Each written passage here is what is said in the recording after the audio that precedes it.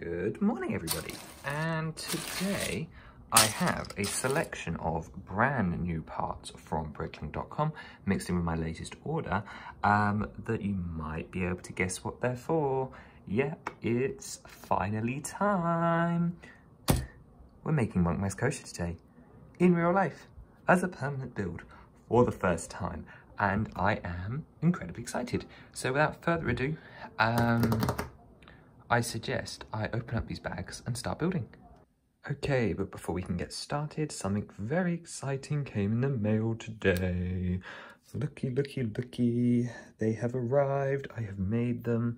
I didn't send off for these or anything. I just had someone I know put them together and put them in the post for me as I'm away from the most of the collection for a couple of weeks. But here is the white tile.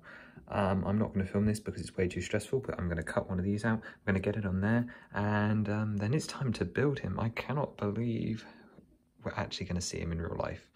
Oh, this is exciting. Okay, and it looks like we are all done. Here we go. I've left it to set overnight. It's looking pretty good. You got a little bit of damage, but nothing too bad. It will look great from a distance, as you can see. So now it's time for the final touch. Let's bring this in. And I'm gonna line it up. There we go. Monk MAZ Koshia. Let's put his head on. And look at that, it is finally done. After over a year and a half, he is complete. If I bring him a little bit closer, you can see we've got that lovely new custom print sticker, whatever you want to call it, on the front. And I can't believe he's actually here in physical. Now, firstly, he's way bigger than I thought. Like, I knew he was big, obviously. I did not know that I'd made him this big. So it really is impressive to me that he's only like 350 pieces here, and he's this tall. Like, we've got our figure down here, and he's our new upgraded purist version, but just wow, like he's got some fairly chunk to him, right? He feels nice and sizable, and you've got these arms that can swing on the side, and we've discovered that there is a main stability flaw in him, but then again we expected to discover that as we went through and actually built him. My one criticism perhaps is, and it's maybe more noticeable in real life, is that he's potentially a plate or two thin in comparison with the reference material, as in a minifigure, and he does look great apart from that. So we've got all of the articulation, so we can indeed sit him down.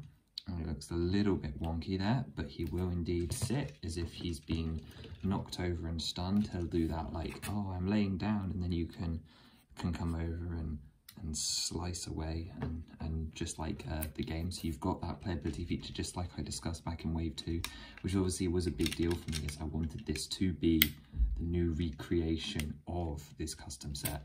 So you've got the walking ability, you've got the ability to put his hand up and lift his leg. Unfortunately, my Titanic box here is not the most stable backdrop, but he can do the poses. The legs have got the right movability. As you can see, the arms can go all the way up and around. He stands perfectly fine on the shelf as a display piece, which of course was part of what he was advertised as, which is great. You've got the chain details, obviously the face cloth, and then my favourite part, these later editions when we were making this set suitable for real build, this wasn't in the original model, the little dangly bits to represent the charms that hang around his hat. Now obviously we all know that his hat was one of the harder parts to design because those big dishes don't actually come in tan. So this is completely redesigned actually to be based off the curved tan cone elements which sort of came in Pirates of Barracuda Bay 3 years ago, which is the reason he was on the urgent to-do list, because I knew those pieces were going to get more expensive the older that set got, especially once it retired last year. So that was it. And also these black pieces, the dangly ones, are fairly expensive as well.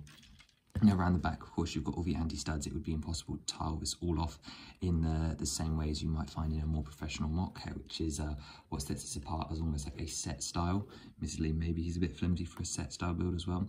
But you've got his hair, which sort of locks his head in place a little bit. But if we start to lift up some of these braids, you'll find that he can turn his head like that. That's so cool. It's so cool having one of these in your hands as well. I just can't express how much it means to finally have him in real life, and it just not, I know it's not the real thing, but like this is really pretty cool. Like I imagined what it would be like to have them exist, and this is perfect. You've of course got all the chest detailing and his little pendant as well. And I like the fact that there is that little bit of dynamism, so you could have him posed and it's blowing back in the wind, like during a fight, like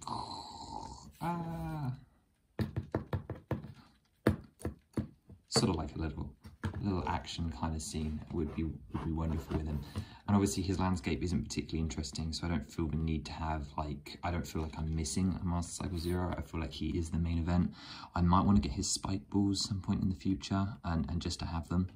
And obviously our wonderful print piece, which really does make him, it's awkward because I can't show you it without it, but I really do think it makes that difference, and I'm so glad that I have the ability to do, even if they are slightly scuffed, bad prints. I just think it adds so much to this man, being able to pose him like this. So for scale, once again, we have Link down here, and we also have the custom King of Red lines, for which there is a tutorial. I've also now bought the parts to have him permanently. So for scale, this thing is 5-6 figures tall. It's really cool. I'm so glad to have him. He's only fallen over once, which means he is perfectly stable. He joins the ranks of the custom set builds that have now made it into real life. These are my 3 permanent displays, alongside a couple of others, and then everything else you've seen is either temporary or still in the digital realm. So stuff like the Master Sword pedestal is the next one to come over, besides the loft wing, is the other one I want to do, but it's still going to be a bit of a while, I imagine next year.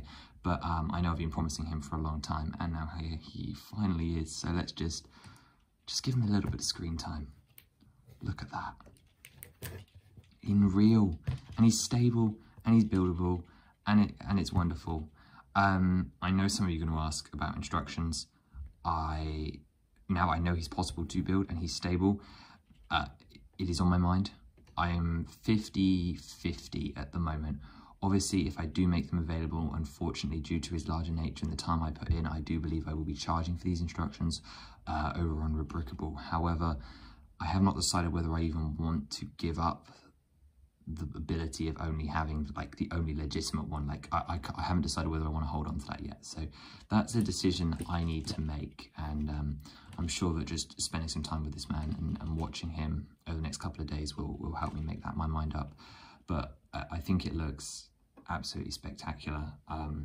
I wish one day that they make a real one, and then maybe we can compare the two.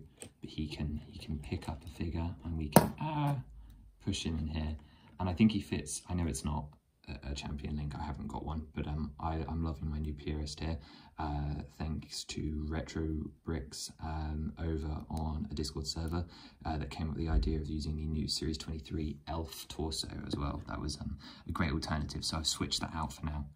But no, the chain isn't stressed. You've got the muscle defined detail there, and he just looks really menacing, but also exactly how I imagined him. He's an icon of the custom sets, and he's fantastic.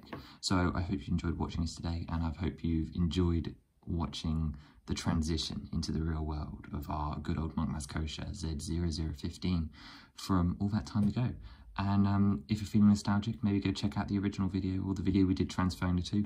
And if you want a tutorial for the King of Red lines, that is available free on the YouTube channel, as well as maybe instructions coming soon. Let me know what you think down below, and see you in the next video. Bye bye.